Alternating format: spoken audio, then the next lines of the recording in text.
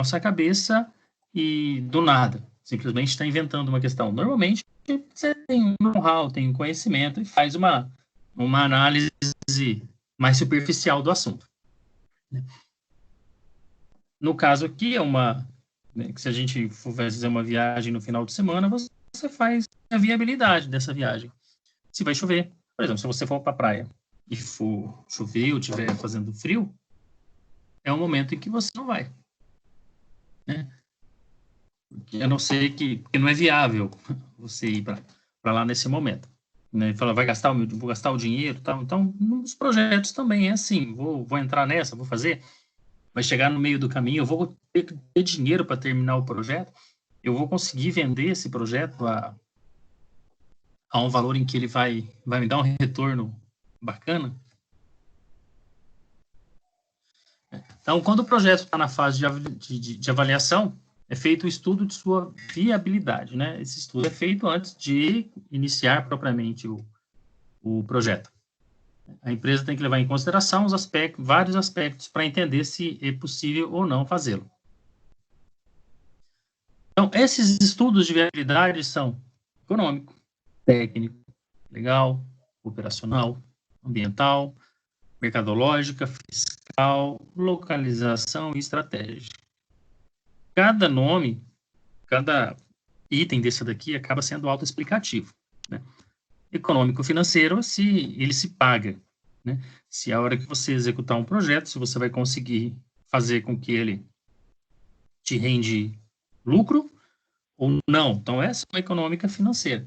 Ou se é um projeto, desenvolver um produto, você vai conseguir vender ele. Vai conseguir vender ele ao valor que você imagina. Viabilidade técnica, se é possível fazê-lo, né? Porque às vezes existem algumas situações em que não dá para fazer. Tecnicamente, né? Operacionalmente não dá para fazer. Legalmente, se é legal do ponto de vista do direito, né? Operacional, que acaba permeando ali com a técnica. Ambiental, existem alguns projetos que você não vai conseguir uma licença ambiental, por exemplo. Às vezes, vai tentar fazer um projeto de construir um prédio em uma área de reserva ambiental, ou de uma área que tem fonte, né? Então, essa é um problema, a viabilidade ambiental que tem que ser avaliada. Mercadológica, você vai conseguir que essa mercadológica, ela se mistura com a econômico-financeira, e se ela tem mercado para isso. Política, se isso tem algum problema político. Fiscal, do ponto de vista de impostos. A localização e estratégica. Todas essas análises de viabilidade, ela influenciam na sequência do projeto, né? A partir de fazer quando se faz essa viabilidade e verifica que é viável, você interfere em todas as etapas do projeto.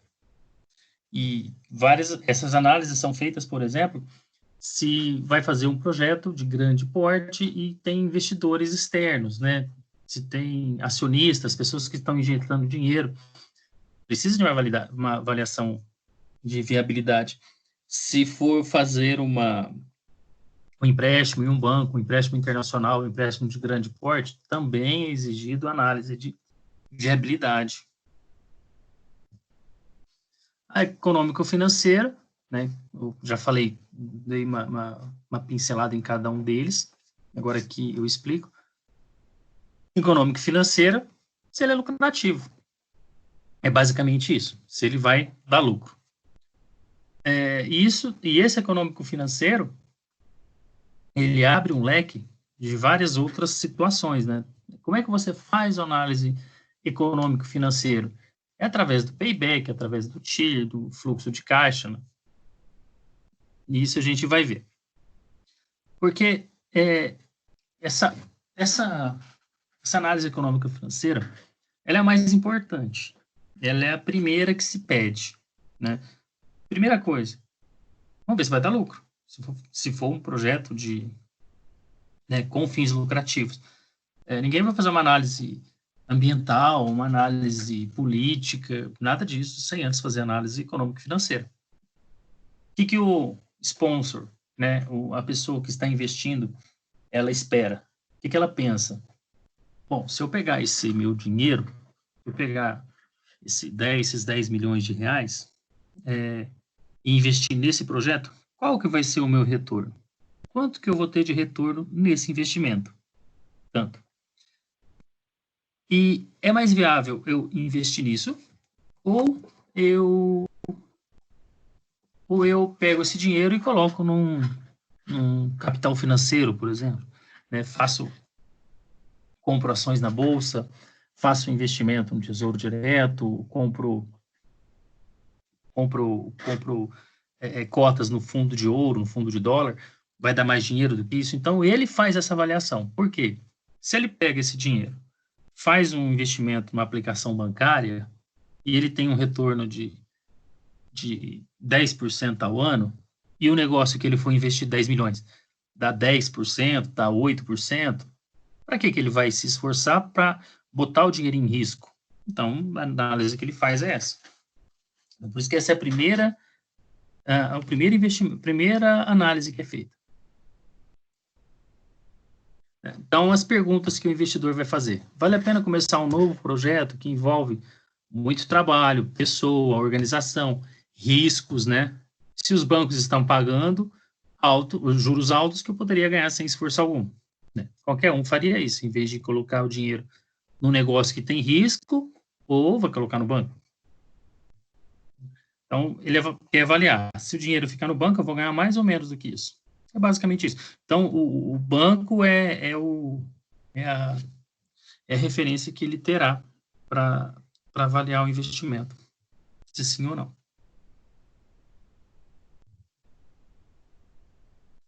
Só se o retorno do banco se o retorno financeiro do projeto for maior do que o banco, aí ele vai optar por por executar o projeto.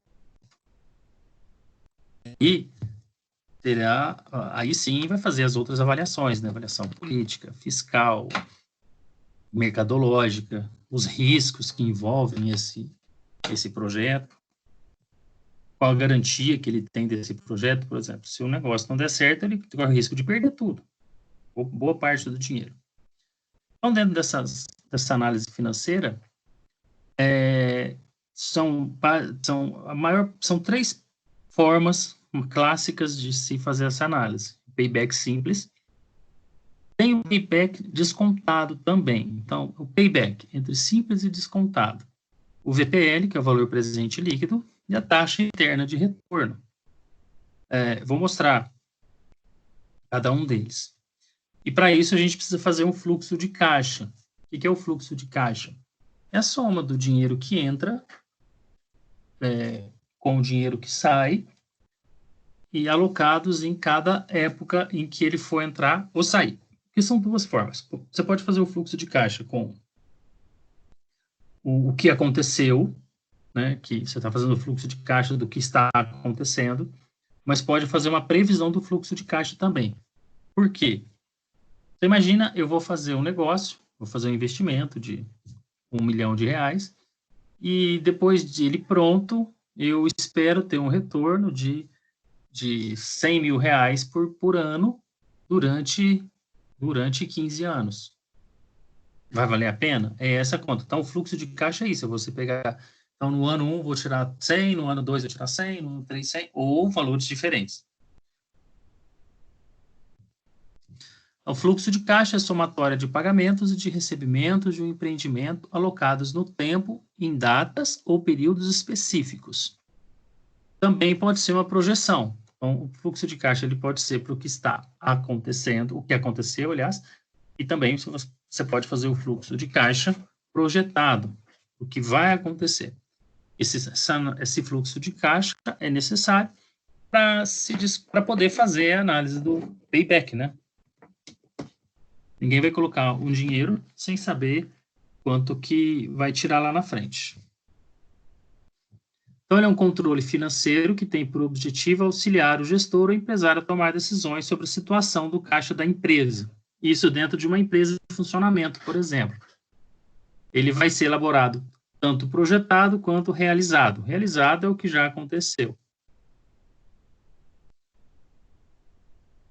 O fluxo de caixa é isso: saída de impostos, entrada de dinheiro pelos sócios ou saída de dinheiro para os sócios, algumas saídas eventuais, o que é comprado para imobilizado, o que é comprado para o que é vendido, né, as despesas. Então, o fluxo de caixa, isso aqui é uma imagem do que é um geral um fluxo de caixa, mas ele está alocado no tempo. Então, para montar, a gente precisa colocar a entrada, que é conta a receber, empréstimo, dinheiro dos sócios, e saída, contas a pagar, despesas de administração, pagamento de empréstimo, compra à vista. Feito o fluxo de caixa, a gente vai ter o payback simples. Payback é volta do que se pagou, né? Numa tradução bem mal feita do inglês aí. Então, ele calcula o prazo necessário para a recuperação do investimento feito. É bastante utilizado em projetos de risco alto. O payback mostra quantos meses ou anos vai ser necessário para que aquele dinheiro retorne para o bolso do investidor. É assim, eu montei um negócio, entrei de sócio numa fábrica ou num equipamento que eu comprei, e eu espero receber de volta o dinheiro que eu investi 100 mil reais. Eu espero receber de volta em 1 ano esse dinheiro. Né? É o quanto que essa máquina está me dando de retorno para eu poder recuperar esse dinheiro novamente. Então, é o tempo necessário para esse dinheiro voltar. Qual que é o prazo ideal? Cada um administra a sua necessidade. Né? Há investimentos que requerem um payback mais curto. Né? Em 6 meses, já deu o retorno. Outros com payback mais longo, 3 anos, 4 anos. Né? Por exemplo, você tem uma fábrica e quer colocar um gerador de energia a diesel, por exemplo. Né? Para rodar na diesel, tem que ser a diesel para rodar no horário de ponta, que o horário de ponta, o custo da energia do horário de ponta é mais caro, é maior. Então, você compra esse gerador, esperando que, rodando ele no horário de ponta, você economize a energia suficiente e essa economia pague o gerador em 3 anos, por exemplo. Né? A vantagem é que o equipamento vai estar lá depois. Em 3 anos, você recuperou o dinheiro que foi investido no equipamento, por exemplo, R$1 milhão, e depois disso, o que volta, o que entra é só economia propriamente dita. Tem uma outra forma também, por exemplo, se você resolve colocar energia solar na sua casa, faz uma conta para saber quanto que vai pagar e depois de quanto tempo esse payback acontece. Eu, por exemplo, coloquei energia solar na minha casa, eu espero ter o payback em 3 anos. Né? Pela minha análise, eu cheguei à conclusão de que em 3 anos eu vou ter o dinheiro que eu investi. E depois de 3 anos, as placas continuarão funcionando por mais 25 anos, gerando energia sem eu pagar nada. Um payback simples. Esse é o payback simples, que você faz a conta de um menos o outro. Né? Então, é o número de anos ou meses necessário para que... Professor, Oi. Nesse payback aí, o senhor não coloca, por exemplo, o senhor colocou a placa solar. O senhor fez o payback, em 3 anos você retorna o dinheiro que você investiu. E se por acaso acontecer algum imprevisto, por exemplo, ter que fazer manutenção? Então, a gente já considera isso, né? Porque não é nada, manutenção não é nada, no caso de manutenção de energia solar ou de um gerador, já entra na conta. Você é um processo muito conhecido, né? Então, você sabe, a não ser que aconteça algum acidente, alguma coisa que estrague e você tem que consertar. Aí o seu payback aumenta, mas é algo que não se espera que isso aconteça, né? É um risco também. Entendi.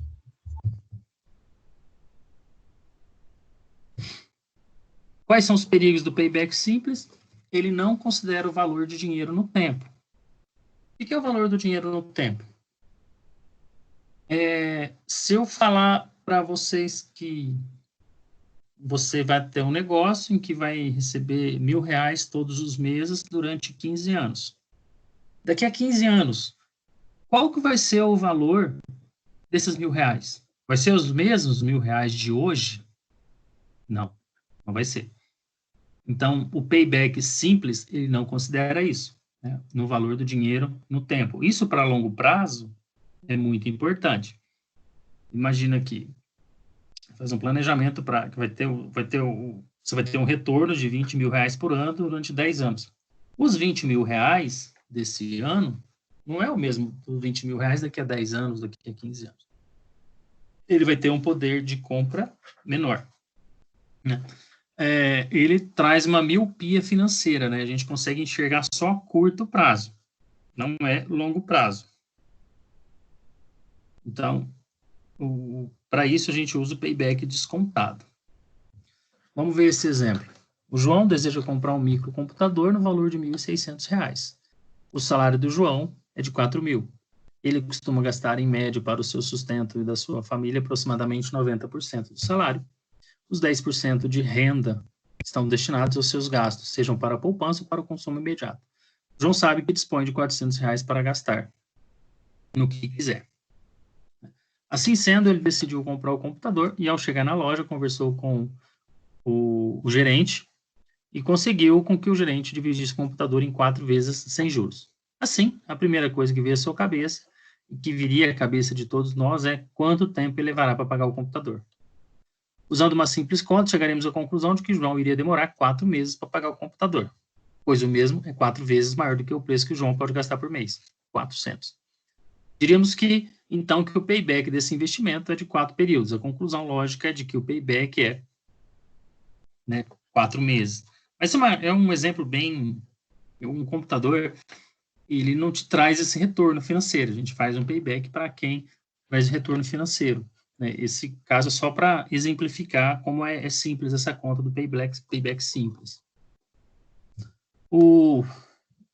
Ele é fácil de calcular e é definido por prazo e tempo necessário para que os desembolsos sejam integralmente recuperados, né?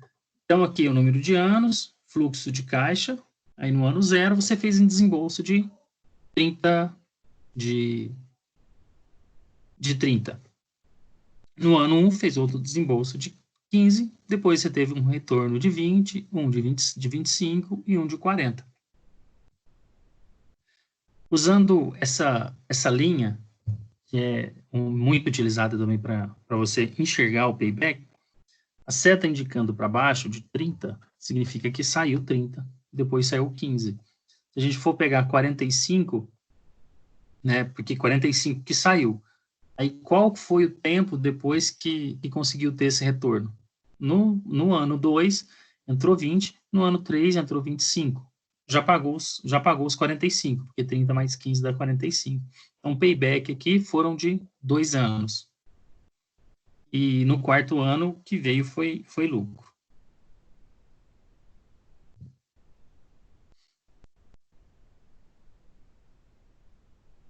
Porque, olha aqui está considerando, na verdade tem que considerar o ano 1, porque o ano 1 ele foi de prejuízo, né? É que investiu 30 e aí o primeiro ano ainda deu prejuízo.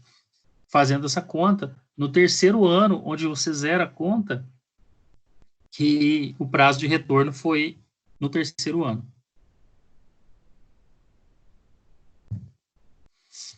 Vamos lá.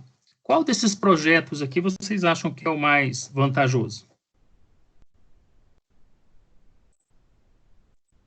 Podem fazer a conta aí e me responder, por gentileza. É bem simples.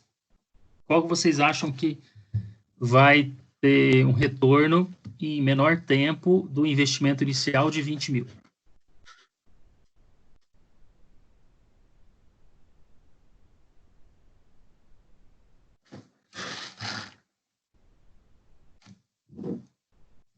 Professor, mas esse primeiro Oi. ano aí de 6, 7.500 está entrando ou está saindo?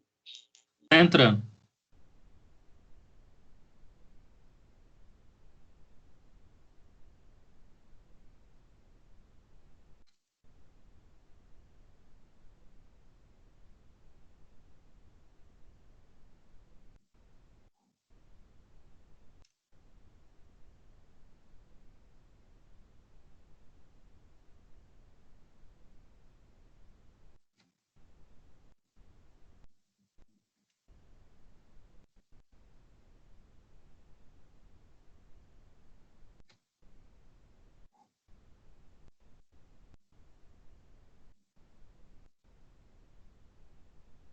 Os 3 primeiros anos parece ter a mesma coisa.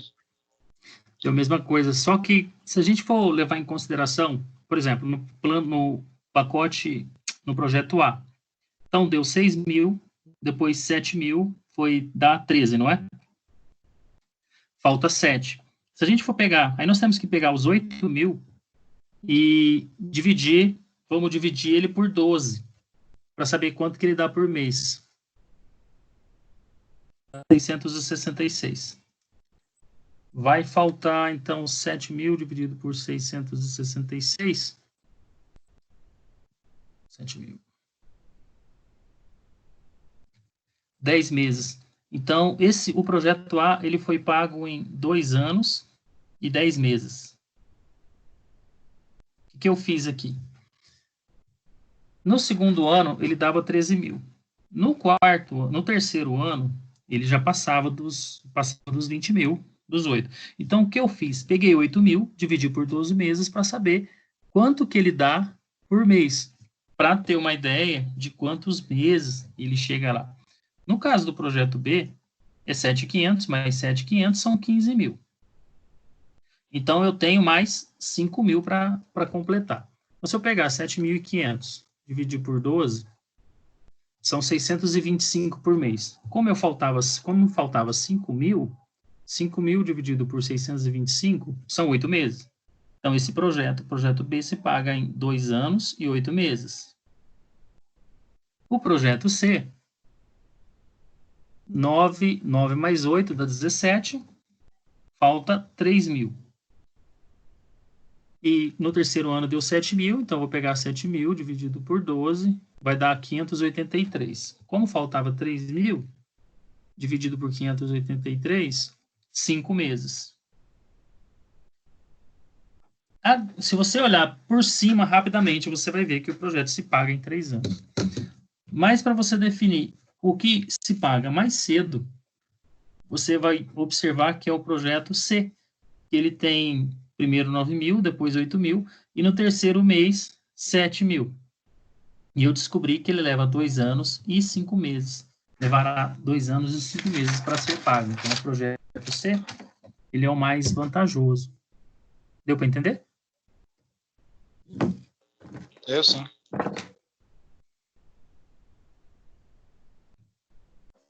Bom, agora nós vamos levar em consideração o payback descontado. O que é?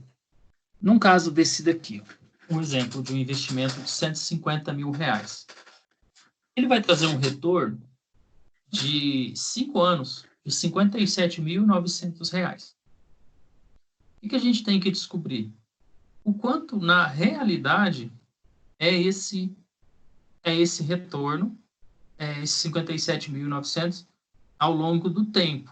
Né? Quanto que a gente vai chamar de valor presente e valor futuro. O valor futuro aí de 57.900, o valor presente, aliás, de 57.900, quanto que ele vai valer lá na frente, considerando uma taxa de juros de 8%. 8% que está aí, né? Porque tem uma tarja aqui em frente na minha tela. 18% ao ano.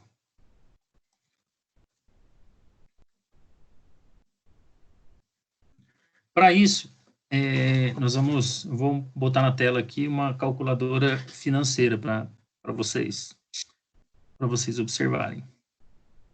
Bem, veja bem, esse aqui é um fluxo de caixa de um investimento de 150 mil reais com um payback descontado. Então, 150 mil reais, aí eu fui lá no primeiro ano, tive 57.900. Veja bem, no ano de 2020, gastei 150 mil reais, janeiro de 2020. Em janeiro de 2021, eu vou receber 57.900. Só que em janeiro de 2021, os 57.900 não está valendo a mesma coisa. Quanto que ele vale? 49.068. Como que eu chego nessa conclusão? Eu vou compartilhar uma tela agora da cálculo, mas eu preciso dessa tela aberta. Um minutinho, deixa eu copiar esse valor aqui.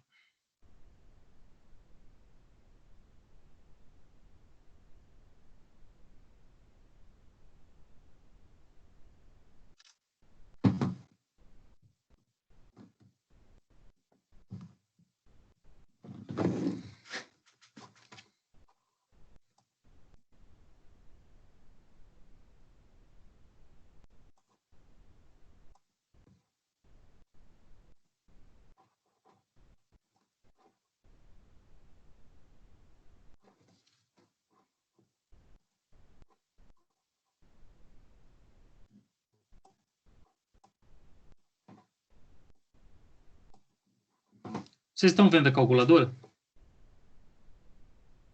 Sim. Tá. Essa daqui é uma calculadora financeira, é HP 12C. Tá? É ela que o pessoal de contabilidade e de administração usam para fazer os cálculos das parcelas, dos juros, de todas as contas que eles utilizam, né? Além de ser uma calculadora, é um pouquinho diferente, mas dá para fazer as contas normais com ela. Bom, os valores que estavam lá era o seguinte, era o 57.900 reais. Então, 57.900 reais, ele é o valor presente. Tá? Aqui é PV. Os juros, 18%. No caso da primeira parcela, o tempo decorrido é 1 ano. Então, é 1N. Qual que é o valor futuro? Desculpa. Valor futuro, 57.900. Qual que é o valor presente? Né? 57.900 é o valor futuro. É Future Value, é FV.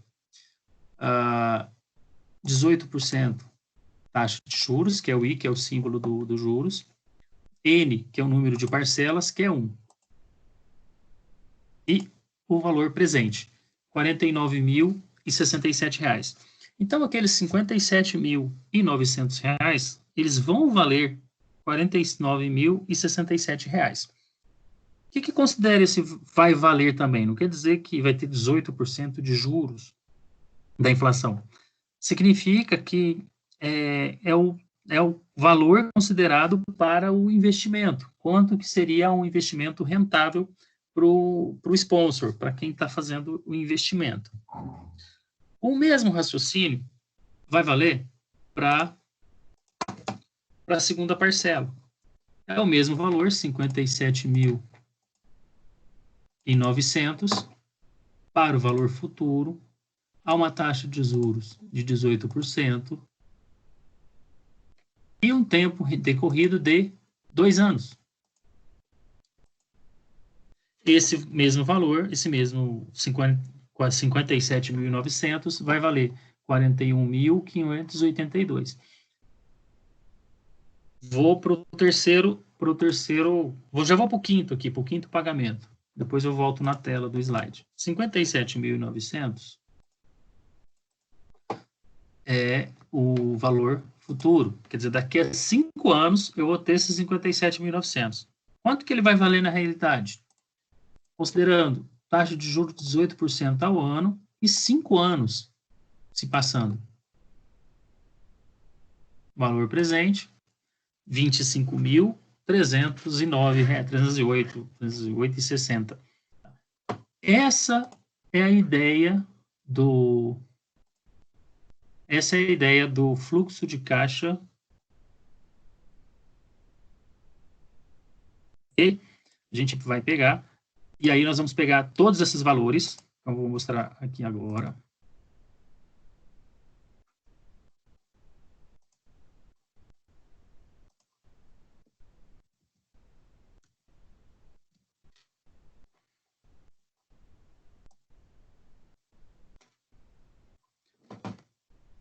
Esses números, então, saíram daí. 57.900 no primeiro ano vai valer 49.068. Aí eu vou pegar os mesmos 150 mil Em vez de tirar 57.900, eu vou tirar 49.68.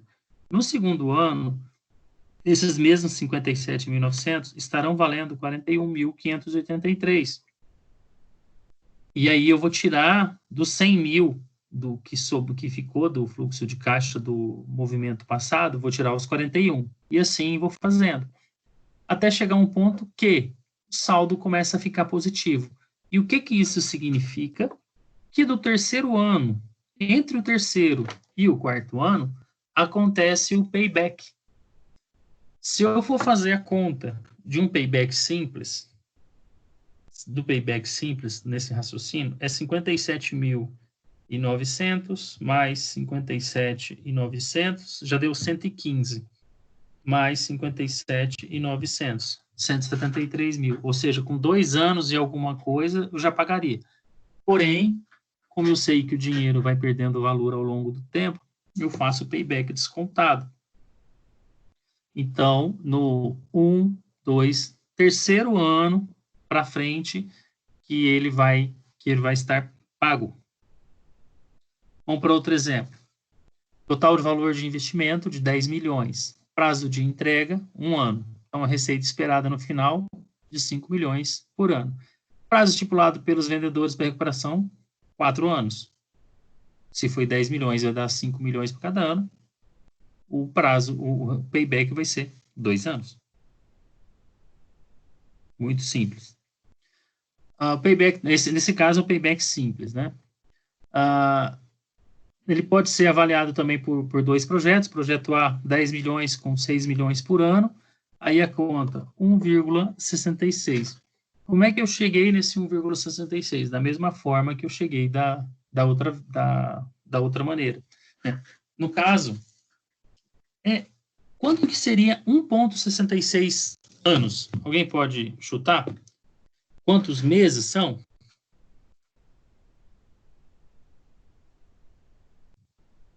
Podem falar.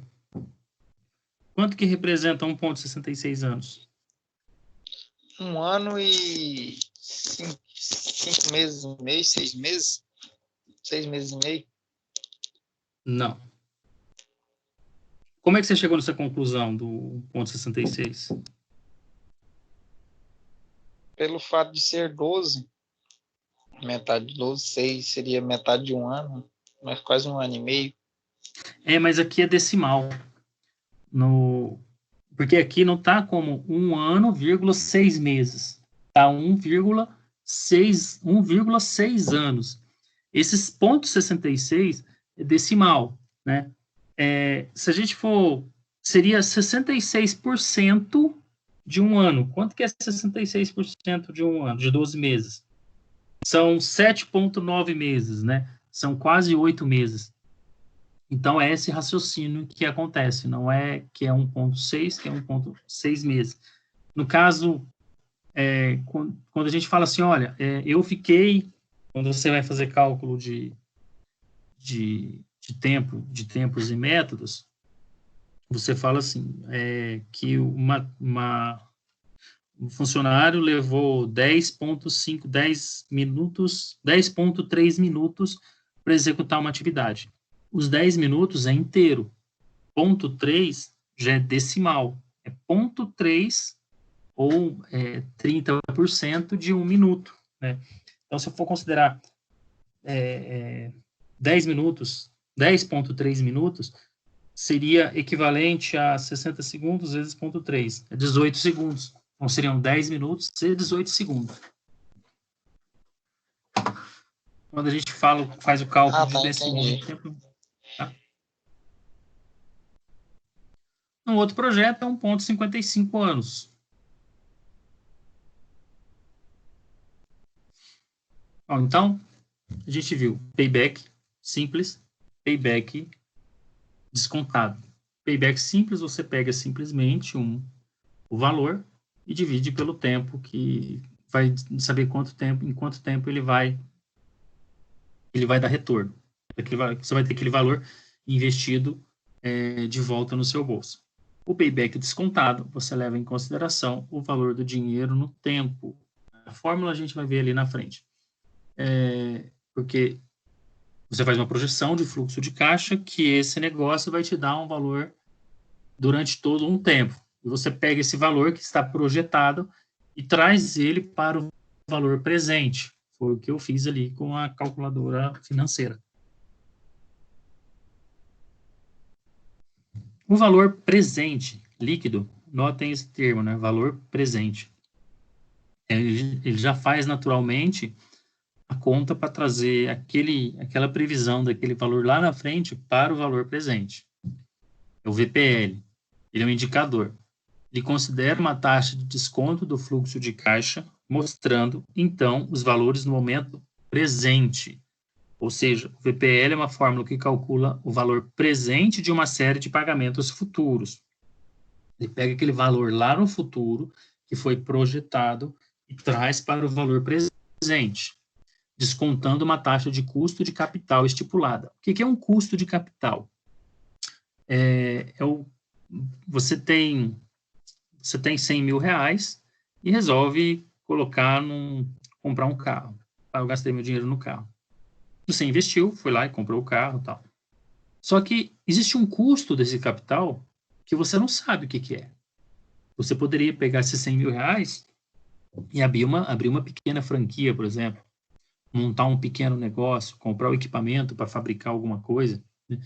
No caso de vocês, pegar esse dinheiro e investir na construção para poder vender e ter um lucro maior depois. Esse é um custo de capital. Você não sabe o que tem.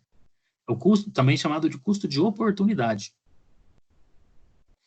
Então, nesse caso do custo de capital, é estipulado um valor em que o cara que está investindo dinheiro, ele vai dizer, olha, eu quero fazer uma análise desse investimento e eu quero ter um retorno de 8%, 8% ao ano. Então, esse é meu número. Se for acima de 8%, é viável. Se for abaixo, é inviável. Então, como ele faz essa conta? Através do VPL. Então, esse valor corresponde ao retorno esperado para o projeto a uma determinada taxa de custo de capital dentro de um período de duração, sendo que ele será considerado viável quando o resultado da equação for maior do que zero. Quanto maior for esse valor, mais viável é o projeto. A definição do VPL é o valor presente das entradas ou saídas do caixa menos investimento inicial. Então, no exemplo anterior lá, que é 150 mil reais, sai fora. O que vai entrar? As entradas. Se o VPL é maior do que zero, então aceita o investimento. Se for menor, não aceita. Se for igual a zero, investimento é nulo. Então, trocar 6 por meia dúzia. Se ele faz uma conta esperando 8% e deu zero o número, então é melhor, pode pegar esse 8% e colocar num outro investimento também, se for mais seguro.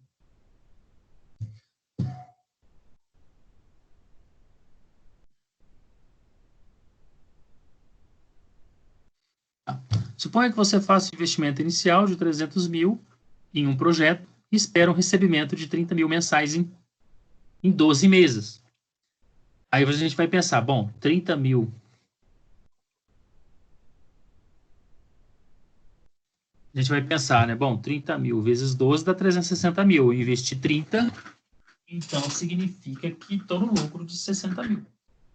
Só que esses mesmos 30 mil, eles não vão valer os 30 mil. Eles vão valer menos. Então, o custo de capital, você tem que levar em consideração qual é o custo, né? O capital considerando os juros que está envolvido ali. Vamos lá. Ou seja, a uma dada taxa de custo de capital, você deseja saber se o projeto é viável ou não. Embora o cálculo seja bem direto, precisamos observar uma coisa importante. Como os recebimentos advindos desse projeto são mensais, a cada mês os 30 mil vão perdendo valor. Contudo, os 300 mil gastos foi inteiro, né? Valia 300 mil mesmo. Assim, precisamos descontar a taxa do custo de capital de um recebimento mensal que ocorrerá para saber se valeria a pena, né? E fazendo essa conta, mês a mês, você vai saber se isso valeria, se daria para, se em 12 meses realmente pagaria. Aqui um exemplo, outro exemplo.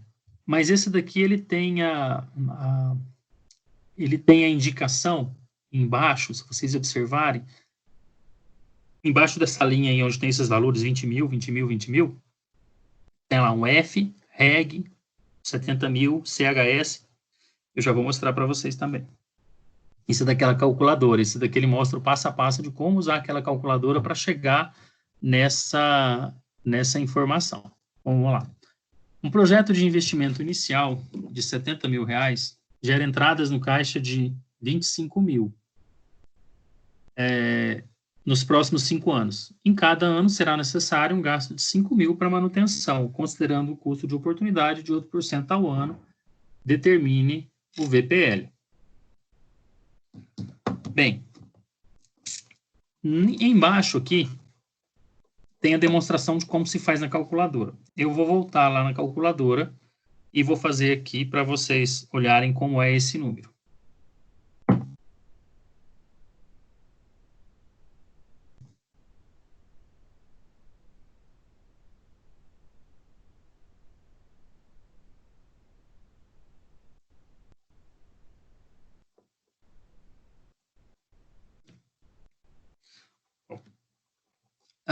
Ela tem algumas... É semelhante à HP 50G, a calculadora normal, ela tem uma segunda função também.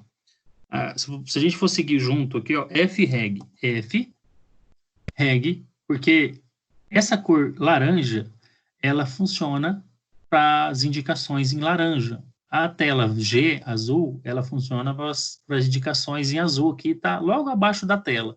A tecla mesmo está em branco, mas embaixo dela tem uma indicação azul, muito parecida com a calculadora científica, HP 50G também. Bom, então a FREG é só para limpar toda a memória dela. Né? 70 mil.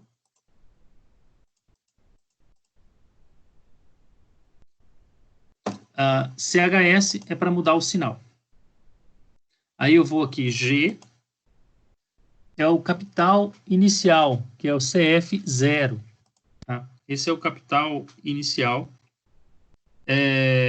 20 mil reais.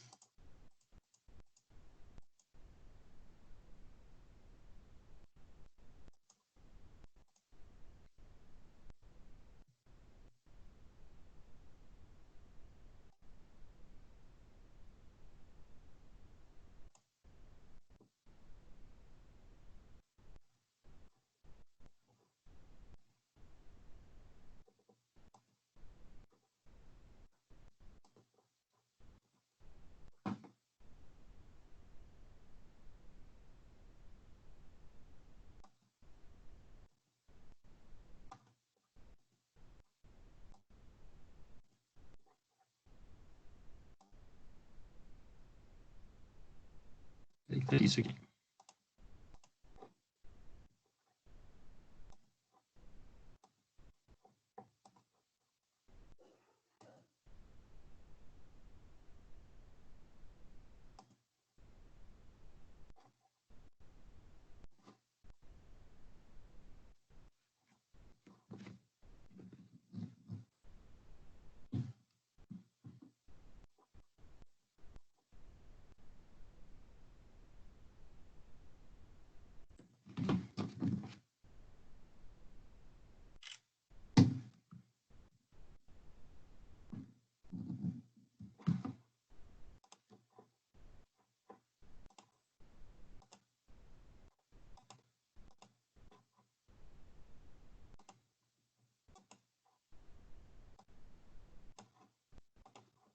Agora sim, gente. 20 mil reais. O G é para funcionar a tela azul, que é da quantidade de meses que está aqui nos PMT, mas aqui embaixo é CFJ. As 5 são o número de prestações. G de novo. NJ.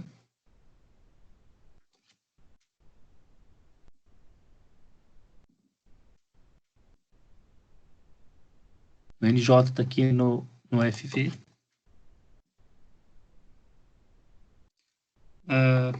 8, que é a taxa de juros. I, que é o símbolo de juros. Aí depois eu venho aqui no F de 9 de novo. E NPV, que é o resultado da... que é a sequência das palavras em inglês do valor presente líquido. É o Net Present Value, NPV. Bom, o valor aqui foi R$ 9.854. Vá para a tela.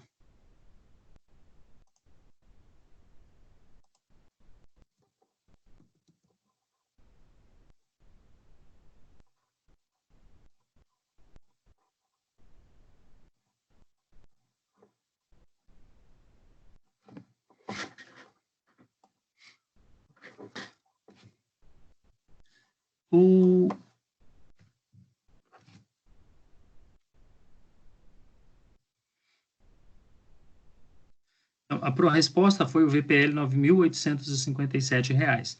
Então, ele é maior do que zero, significa que ele é um projeto que ele vai ser aceito, né? Então, quanto maior, mais longe de zero, mais viável seria esse projeto. Então, esse projeto, dentro da expectativa de 8% ao ano que o sponsor esperava, ele é bem viável. Um outro exemplo, do valor presente líquido, o valor total do investimento de R$ 10.000. Receita no primeiro ano, 2.800, segundo, 2.900, no terceiro, 3.100, no quarto, 3.600.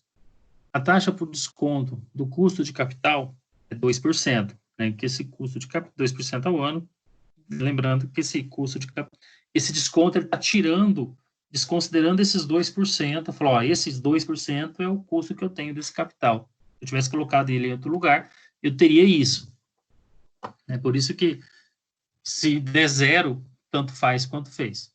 Bom, se a gente somar todos os recebimentos e dessas receitas, se for somar ela, 2.800 mais 2.900 mais 3.100 mais 3.600, vai dar 12.400. Que olhando a grosso modo, fica maior do que os R$ 10.000 investidos, né? Porém, cada ano que está previsto para receber isso, nós temos que levar em consideração esse desconto dos 2%, que é aí onde entra esse nosso cálculo. Até então, eu fiz aquela conta do valor presente com a calculadora científica, calculadora financeira. Porém, a fórmula para a gente encontrar um valor presente é essa daí. F, que é o valor, que é o valor do futuro que você vai encontrar, né? É um fator. Que a entrada do caixa vai ser o valor 2.745. É igual a 1 sobre 1 mais I elevado a N. Vamos fazer junto. Podem usar o celular para a gente fazer isso aqui juntos.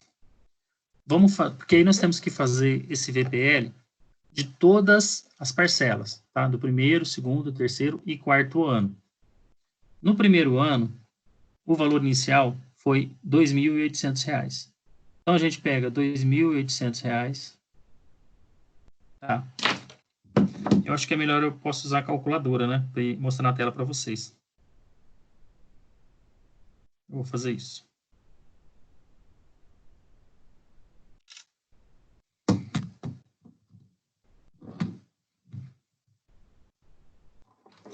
Vamos lá, vou...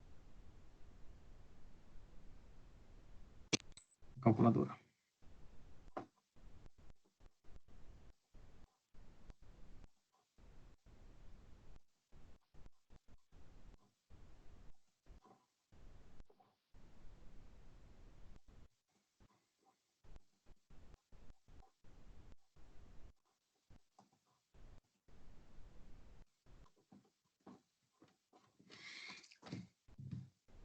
Olha aqui, o valor foi R$ 2.800.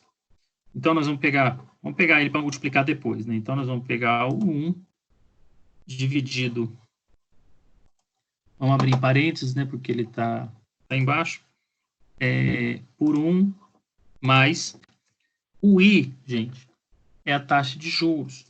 A taxa de juros é 2%. Mas sempre a gente vai dividir por 100, porque aqui não está em porcentagem, é a taxa de juros. Né? Exemplo, se a taxa de juros fosse 10%, no I, a gente não ia colocar 10, ia colocar 0,1, porque o I vai até 100%, né? Como é 2, então é 2 dividido por 100, é 0,02. Então, na minha conta, aqui, se vocês olharem bem lá em cima, lá para seguir a sequência, é 1 dividido por 1 mais...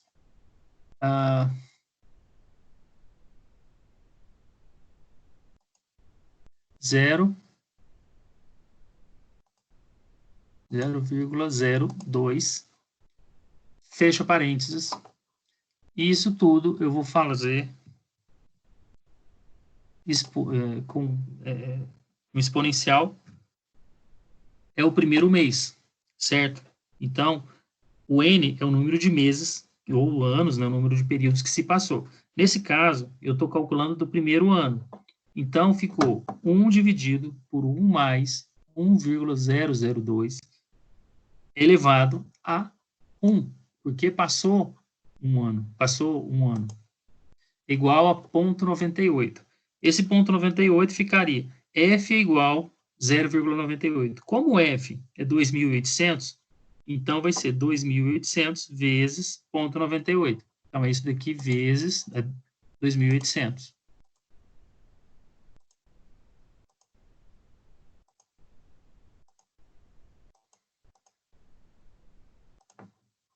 Aqui fica uma tarja aqui em cima da minha tela. Aí, deu certo.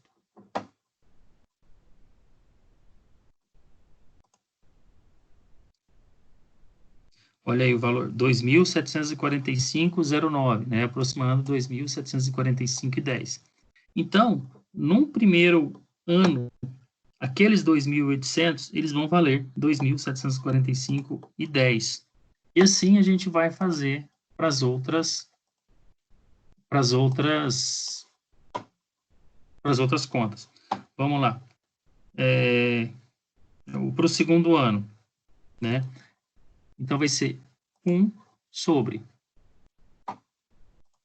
abre parênteses, 1 mais I, 1 mais I. Qual que é o I? 2%. 2% vira 0,02, que é 2 dividido por 100. 0,02. Fecha parênteses. Isso tudo elevado ao segundo ano. Então, são 2 períodos, elevado a 2. Ele vai dar um outro fator, 0,96. Isso aqui eu vou multiplicar pelo valor previsto da entrada do caixa no meio do ano, 2.900. Então, vezes 2.900. O valor é R$ 2.787,39, né? Então, esse é o valor de entrada no segundo ano. Vamos para o terceiro ano. R$ 3.100. 1 sobre, abre parênteses, 1 mais 0,02 elevado a quanto?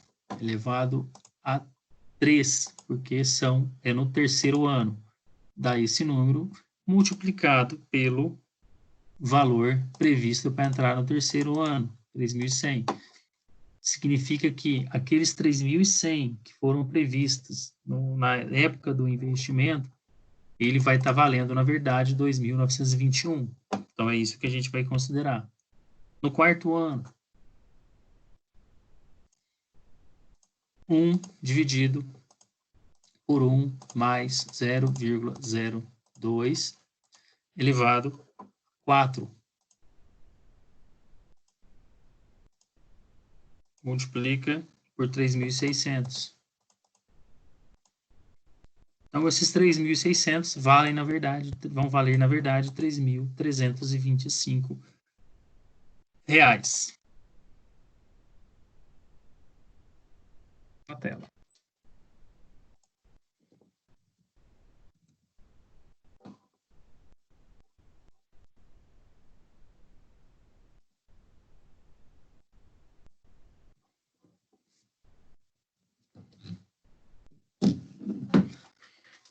E aqui no VPL, eu fiz a conta que ele está sobrando 1.779, ou seja, maior do que zero. Usando aquele valor, ele vai dar positivo. Então, lembrando que o valor presente líquido, eu quero saber, descontado o seu devido fluxo de caixa no seu devido tempo, se o que vai me sobrar é mais do que zero. No caso aqui, em 5 anos, com investimento de 10 mil e a previsão de fluxo de caixa em 4 anos, só que cada um tem um valor diferente, com os seus devidos descontos trazidos para o valor presente, dá esse VPL positivo, 1.779. Então, ok, esse projeto é viável. É essa conta. A outra forma de avaliação financeira é a TIR, taxa interna de retorno. O fluxo de caixa vai tratar do dinheiro que está entrando, que está saindo. A VPL vai tratar do valor que para avaliar se é viável ou não. E a TIR vai tratar como taxa, né? Vai usar o número de taxa. Então, ela tem foco na taxa do custo de capital. Enquanto o payback simples foca no tempo de retorno do investimento, o VPL no fluxo do recebimento e pagamento, e a TIR é uma taxa de desconto hipotética que, quando aplicada a um fluxo de caixa, faz com que os valores das despesas trazidas para o valor presente seja igual aos valores dos retornos dos investimentos, também trazidos para o valor presente. O que faz o VPL ser igual a zero. Taxa de retorno de investimento maior que a TIR demonstram que o projeto é viável em termos econômicos financeiros. Quanto maior a TIR em relação à taxa de custo de capital, mais lucrativo será o projeto. A TIR normalmente é feita com Excel, como a gente não vai ter essa ferramenta para fazer também, eu não vou exigir de vocês o uso da HP 12C, né? Eu vou passar aqui a TIR para vocês entenderem o que ela é. A fórmula dela é essa, né? Que é o capital negativo, que você desconta o capital, a somatória do número do tempo, né? Então, o VP é o valor presente, é aquele valor que está inserido, N, quantidade de períodos, FT, entrada do capital no período, porque é a somatória do que entrou no período trazendo o valor presente. Notem que é a mesma fórmula. O caso daquele é que tinha um 1 aqui em cima. Com os dados do exercício anterior, a taxa de referência do mercado, 2%. Daquele exercício de 10 que a gente fez aqui, calculando o valor de 10 mil reais. O valor presente é zero, né? Ele é sempre zero para calcular o TIR. Capital de 10 mil, N 4 anos. Fluxo de caixa, 12.400. Resolvendo o TIR, dá 8,797. Como ela é maior do que zero, então, fazendo aquela conta daquela fórmula lá atrás, a gente chega à conclusão de que ele é viável. Como exemplo mais simples, a TIR para um valor investido de R$200, com um retorno após 1 ano no valor de 250. Possui a taxa de...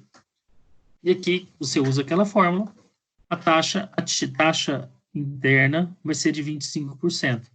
Significa que ele é viável, né?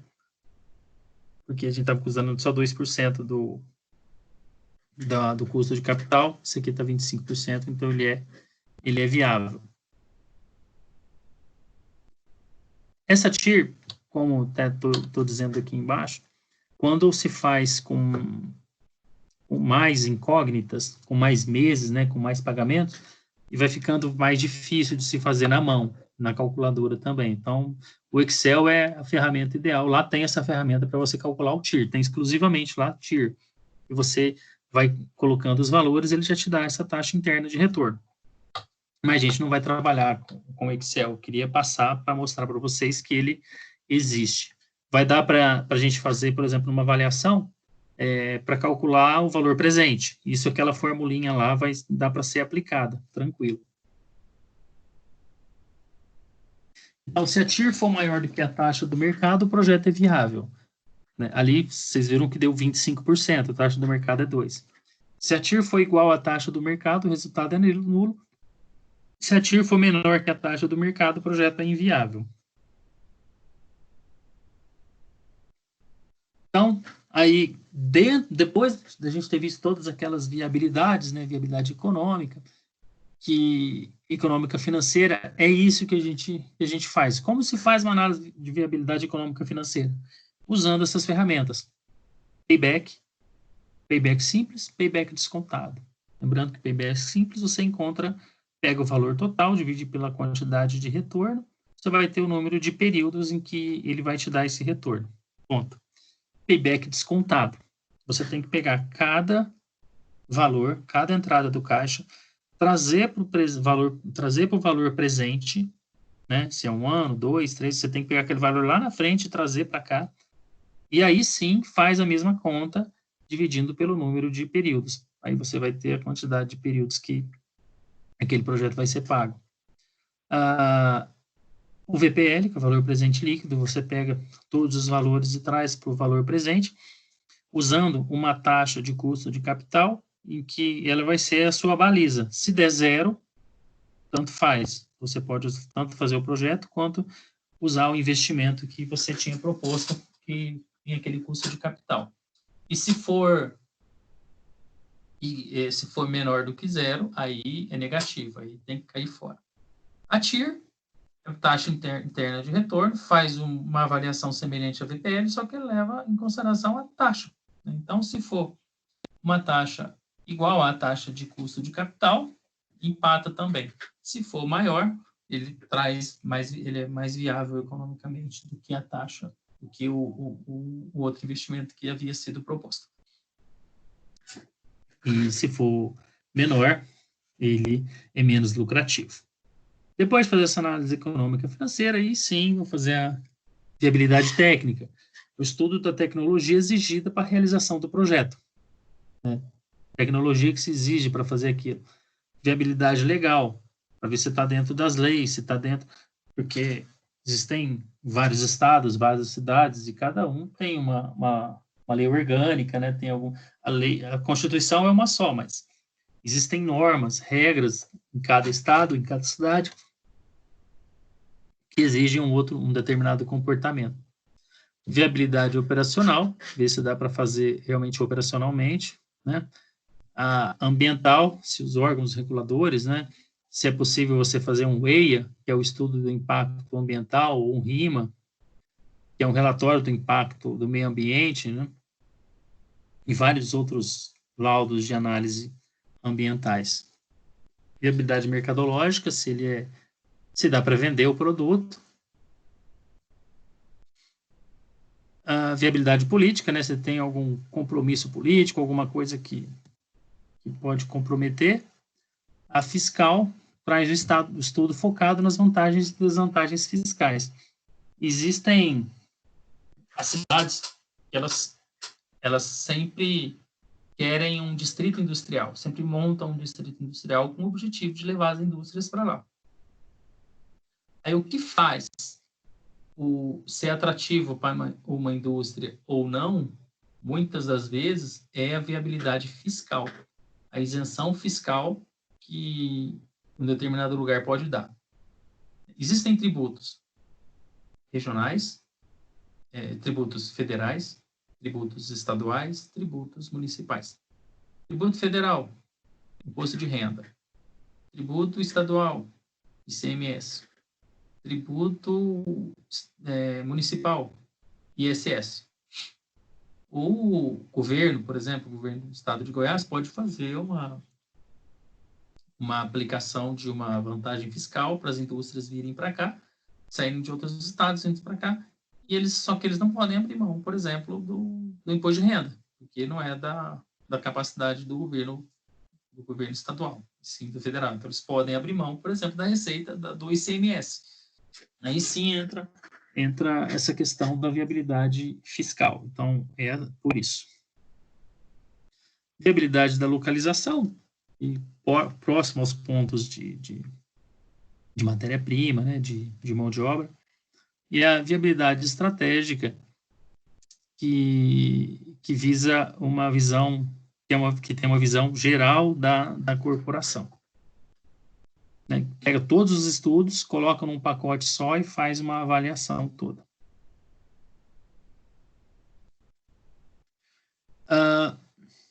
No estudo, o estudo de projeto, o estudo de viabilidade do projeto, a partir dele que o investidor vai dizer, bom, faço ou não faço isso daí? Depois de tudo isso, o que ele vai dizer, se vai colocar o dinheiro dele lá ou não. E aqui são as formas que eles vão arrecadar esse dinheiro. Pode ser pelos acionistas, os próprios acionistas vão colocar dinheiro, um aporte de capital, que ele vai vender as ações para poder entrar dinheiro, empréstimo nacional, internacional e uma reengenharia.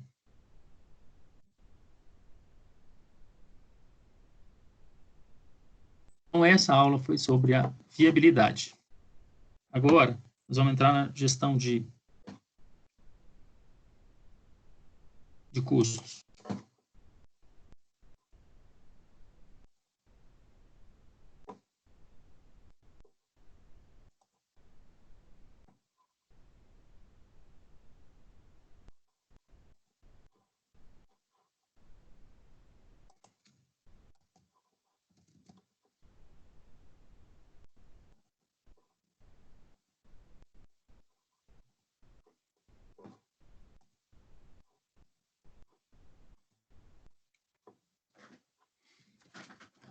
Por que fazer gestão dos custos de um projeto?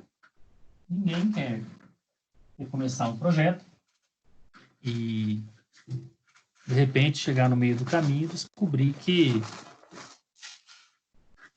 esse projeto você não vai conseguir terminar o projeto porque o dinheiro acabou, né? Essa é o pior cenário que pode acontecer. Bem, o investidor ele espera uma rentabilidade desse projeto. Então, todos os projetos que ele vai fazer, ele espera ter um retorno sobre ele. E para isso, o gerente de projeto tem que ter uma visão muito clara de onde ele vai colocar cada dinheiro. Imagine que ele tem que pegar esse projeto, o cara que for o gerente de um projeto, ele tem que enxergar de cima, onde vai alocado cada recurso daquele projeto. Né? Se está construindo, por exemplo, vai construir um shopping, né? Vai pegar e é um turnkey. Se alguém contratou, o gerente de projetos, ele vai construir um shopping. Ele tem que entregar tudo pronto. Estacionamento, licenças, estrutura, acabamento, deixar as lojas prontas, né? Não, digo, os prédios das lojas todas prontas. Então, esse cara, ele tem que ter uma visão inteira, né? Ele tem que saber os recursos, por exemplo, necessários que vão ser dispostos para o financiamento da documentação, para a contratação da infraestrutura, da superestrutura, né, para os acabamentos, para a parte elétrica, né, para a parte de refrigeração, de ar-condicionado. Então, ele tem que enxergar como um todo, ele tem que ter uma visão completa de um projeto desse. Isso eu estou falando de um shopping, né, mas pode ser um parque fabril, por exemplo, pode ser uma indústria em que ele vai montar, ele precisa ter todas as vistas disso daí, né? Ele vai saber quanto que realmente vai gastar nisso. E lembra daquela aula que a gente teve, onde a gente foi alocando cada atividade dentro de um EAP, e aí vocês, no caso, vocês fizeram o projeto de vocês e colocou dentro de cada grupo de trabalho, de cada módulo daquele, quanto que ia gastar dentro do projeto de vocês.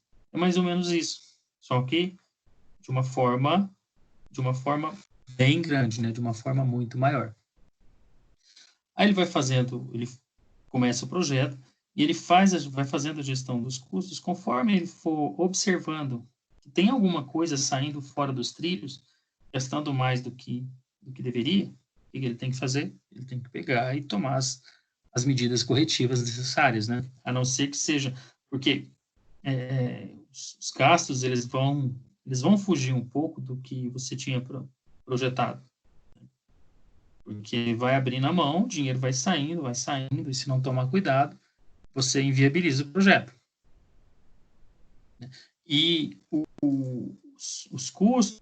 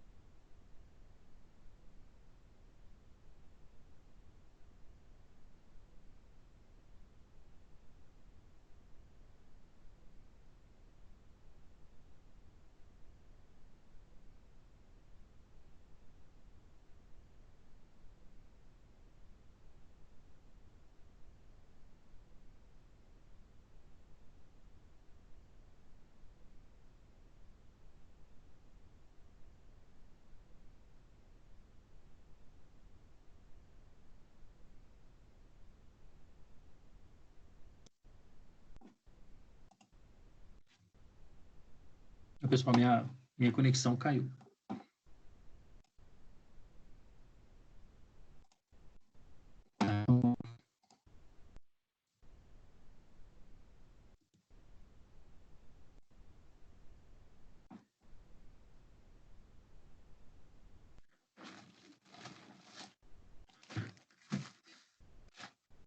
Então, as empresas têm que ficar atentas a alguns problemas que podem acontecer com os seus negócios e que elas podem atrasar os projetos. São elas: atraso na entrega de equipamento material, atraso no pagamento de colaborador e fornecedor e erro na especificação de um material. Né? Vamos ver cada um. Atraso na entrega de equipamento, pode ser que o fornecedor que você escolheu para trabalhar, ele tenha problemas e comece a atrasar com frequência os seus negócios. E aí ele pode comprometer a entrega. Imagina se é um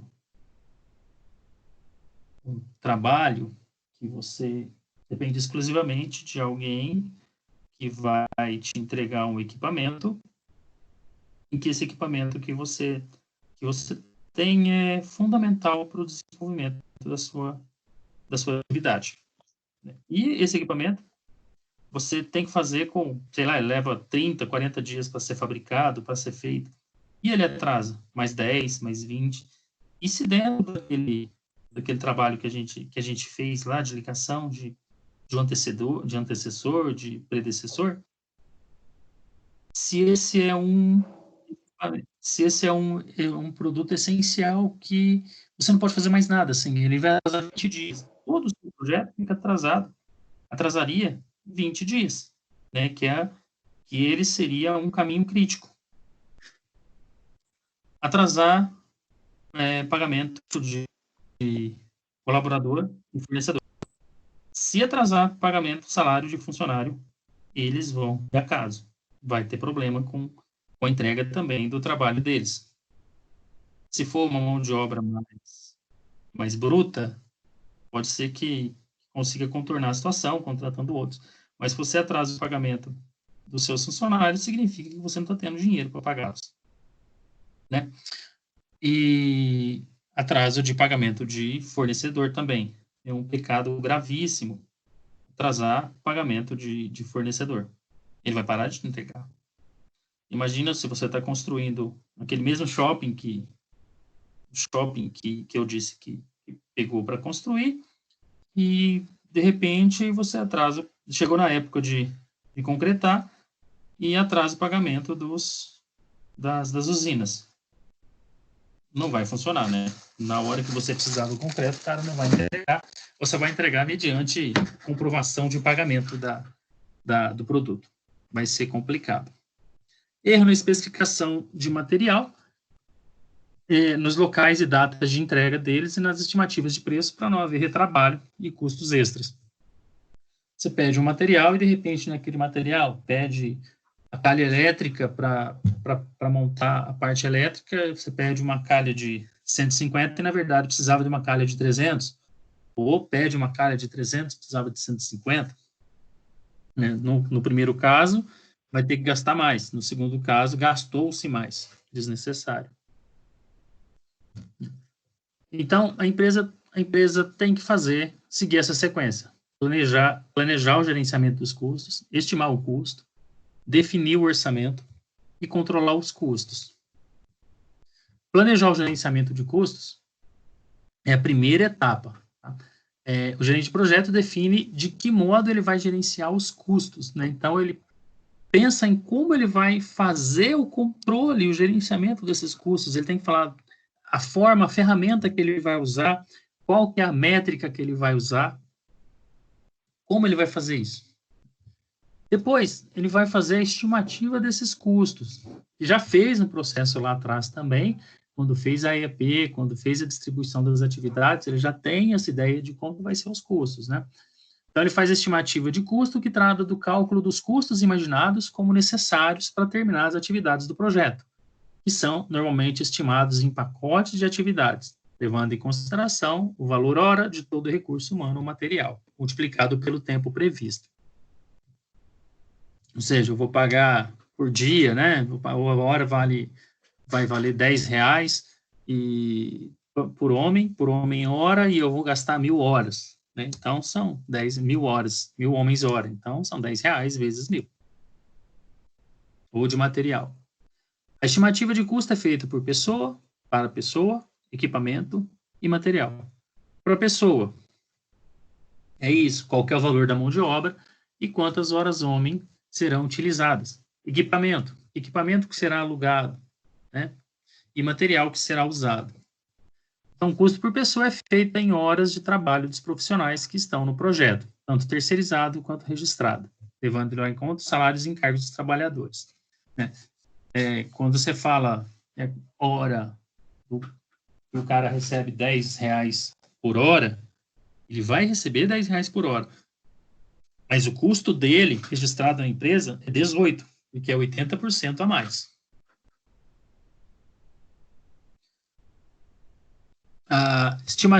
Estimar os custos em custo de equipamento significa o gasto com máquina e equipamento. Você vai alugar máquinas para poder construir, vai comprar máquinas também, e aí, na hora que você compra, você tem que levar em consideração essa depreciação dela.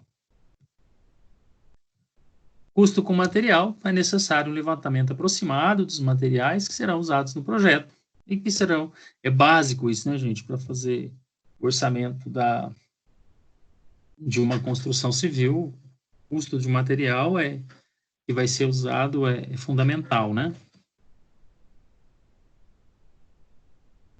A estimativa de custo tem que ser melhorada durante todo o projeto.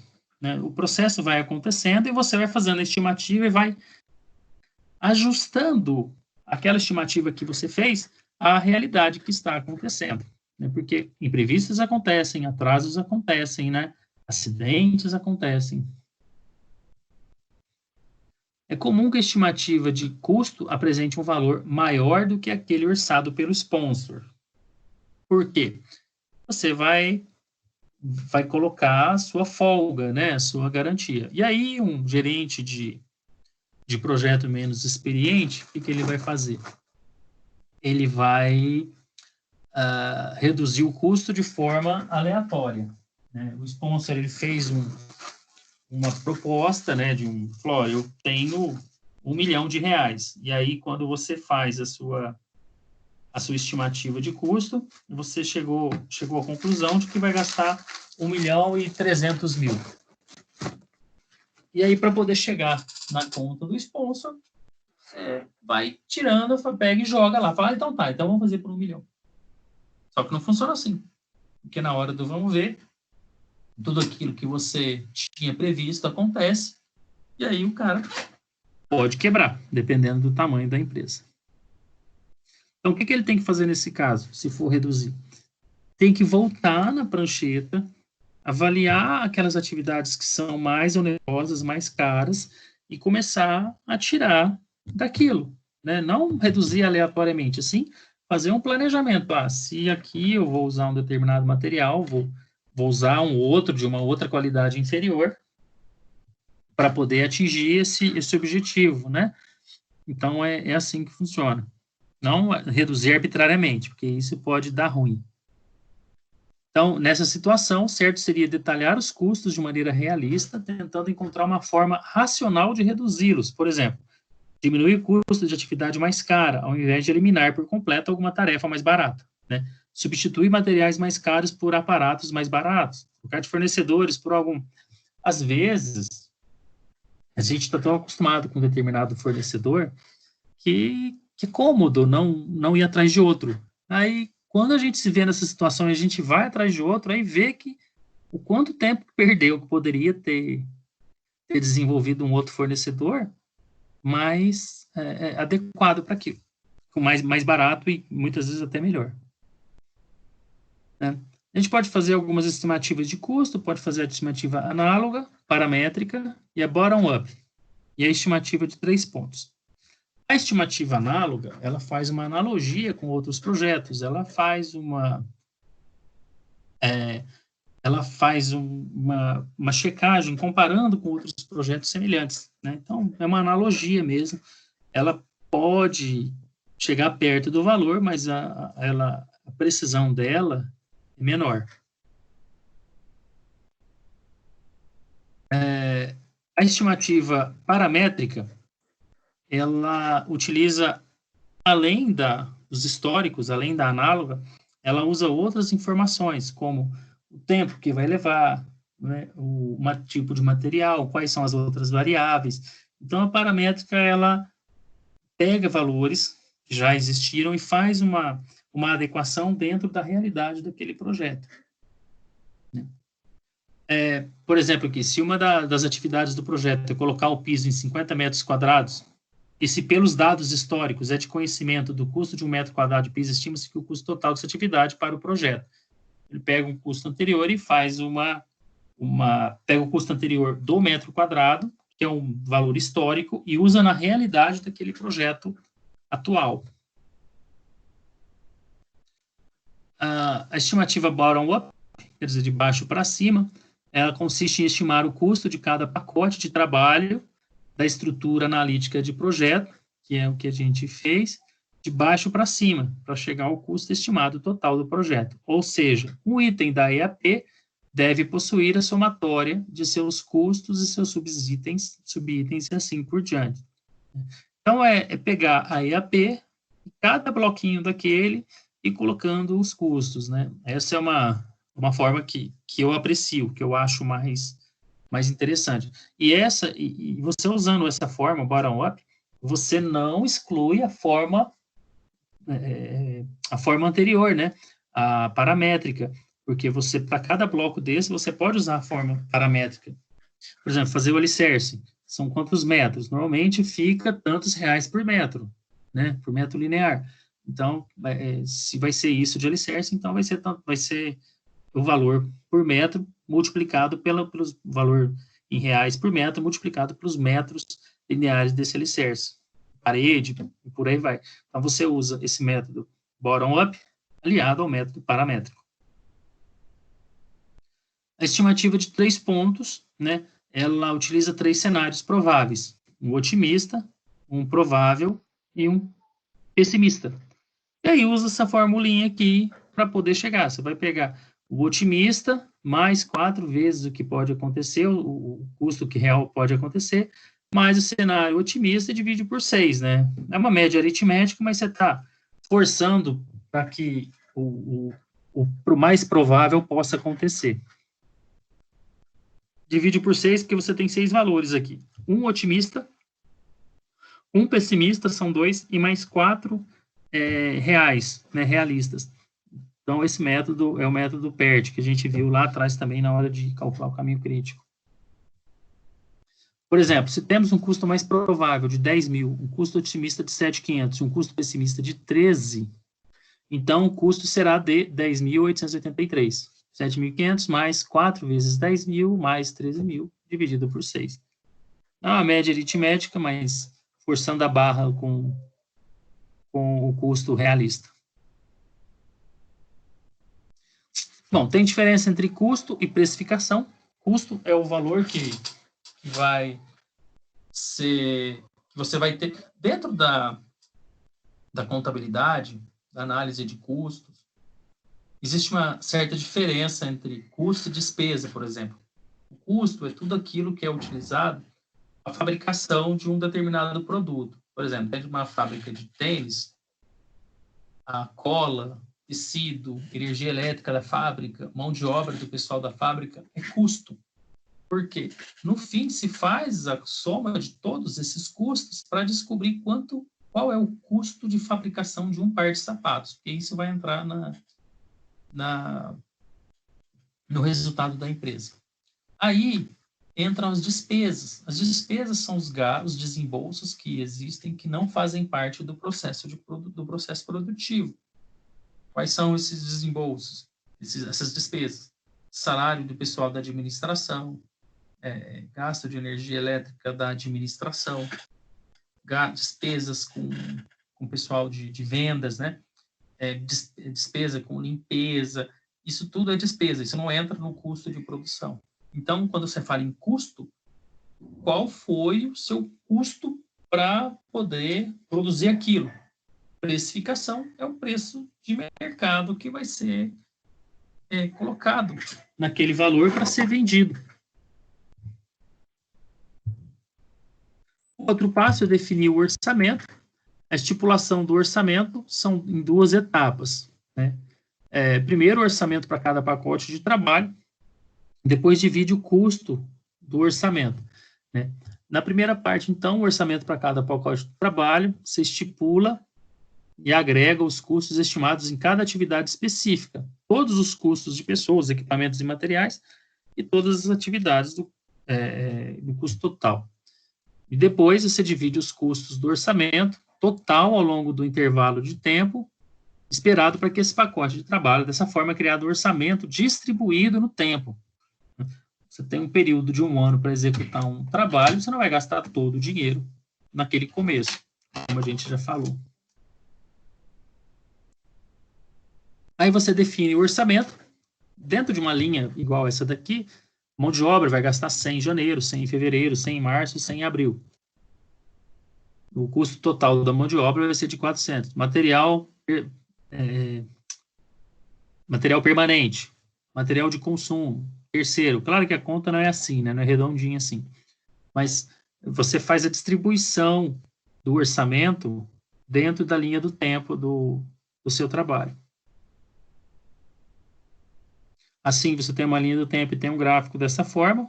Você começa a gastar assim, né? Se a gente for olhar aqui, 250 em janeiro, 500 em fevereiro, 750 em março, 1.000, e aqui é o resultado acumulado, né, embaixo. Então, na verdade, é 250 por mês, mas quando a gente olha o resultado acumulado, ele dá uma linha reta.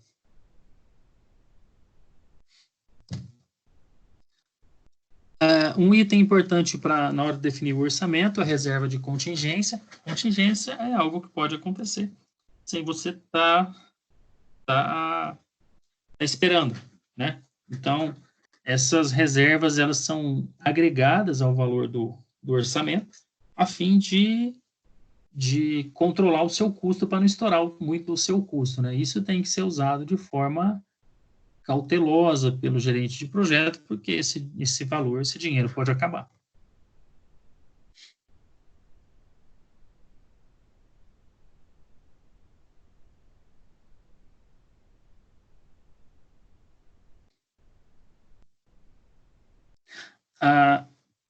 Porque você pode até estar dentro do prazo de entrega, mas você pode estar estourando no orçamento. Essa tabelinha aqui embaixo mostra mais ou menos isso, né?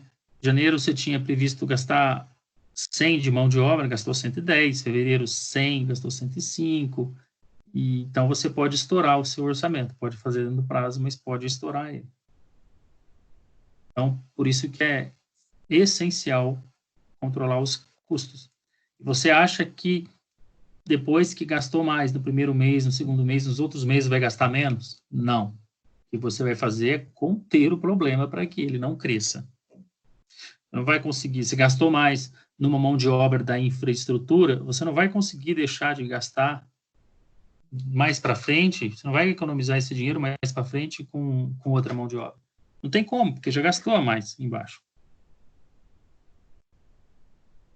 Aqui é um orçamento previsto, orçamento realizado, né? Era isso. Sobre viabilidade de projeto e gestão de custos de projeto. Quem tiver alguma dúvida, pode perguntar. Se não, está liberado.